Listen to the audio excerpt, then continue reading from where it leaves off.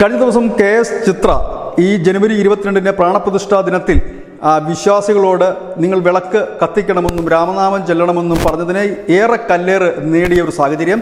സുരേഷ് ഗോപി എന്ന താരം നിരന്തരം കല്ലേറുകൾ ഏറ്റുവാങ്ങുന്ന ഒരു സാഹചര്യം. ഈ സാഹചര്യത്തിലാണ് സുരേഷ് ഗോപിയുടെ മകളുടെ വിവാഹം ഗുരുവായൂർ നടക്കുന്നു. അവിടേക്ക് മമ്മൂട്ടിയും മോഹൻലാലും ഉൾപ്പെടെ ഒരു വൻ താരനിര ഒഴുകിയെത്തുന്നു. ഒപ്പം തന്നെ ഇതൊന്നുമല്ലാത്ത സാധാരണക്കാരായ ജനങ്ങളാണ് ഇന്നത്തെ താരമെന്ന് പറയേണ്ടി വരും. ആരും ക്ഷണിച്ചിട്ടില്ല.